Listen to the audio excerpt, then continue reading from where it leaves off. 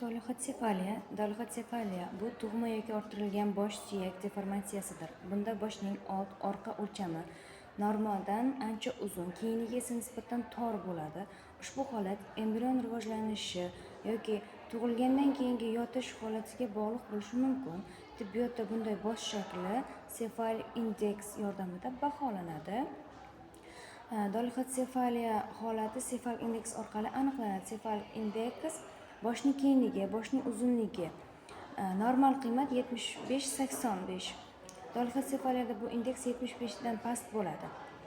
Sabablari: dolichotsefaliya bir qancha sabablarga ko'ra yuzaga kelishi mumkin. Irsiy omillar, bosh shaklining nasldan naslga o'tishi, perinatal homiladorlik davridagi sabablari, homilaning bachadonda noto'g'ri joylashuvi, ayniqsa uzun vaqt orqa tarafda yotgan bo'lsa, tug'ilish muddatidan oldin tug'ilish jarayonlarida homilaning bosh suyaklari hali yumshoq va osongina deformatsiyalanishi mumkin.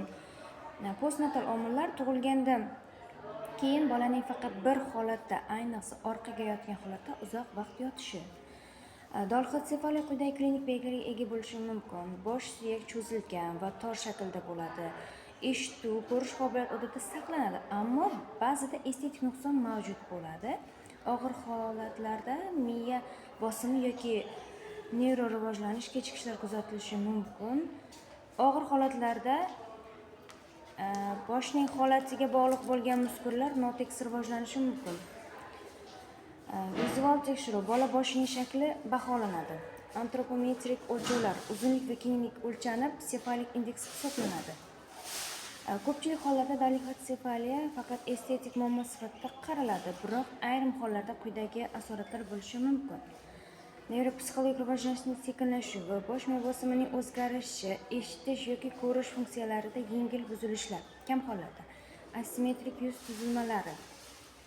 Davolash va tuzatish usullaridan pozitsion terapiya, bolaning yotish holatini o'zgartirib turish orqali deformatsiyani kamaytirish. Shlem terapiyasi: maxsus shlemlar orqali bosh shaklini asta-sekin to'g'rilash. Fizioterapiya: bo'yinning harakatchanligini oshirish, muskullarning simmetrik ishlashini ta'minlash. Xirurgik aralashuv juda og'ir yoki rivojlanishiga ta'sir qiladigan holatlarda. Profilaktika: yangi tug'ilgan bolani turli holatlarda yotqizish, faqat orqa emas, yon tomonlarda ham. Vaqtida chaqaloqni tibbiy ko'rikdan o'tkazish, muddatdan oldin tug'ilish xavfini kamaytirish uchun perinatal nazorat. Ortopedik sharoitlar yaratish, yumshoq yostiqlar, bosh holatini kuzatish. Dolichotsefaliya bu nisbatan kam uchraydigan, ammo estetik va ba'zida funksional muammolar keltirib chiqaradigan bosh shakli deformatsiyasi. Faqatgina tashxis qo'yish va to'g'ri profilaktik chora-tadbirlar bu holatni to'liq tuzatish yoki kamaytirishga imkon beradi. Eng muhimi, bolaning bosh suyak shakli doimiy kuzatish va mutaxassis nazoratida bo'lish. Boshning tug'ma yoki genetik sabablarga ko'ra yuzaga keladi, ammo ba'zida muddatdan oldin tug'ilgan chaqaloqlarda ham ko'proq uchraydi. Ayniqsa ular uzoq vaqt supin holatda, ya'ni orqasi bilan yotgan holatda yotgan bo'lsa.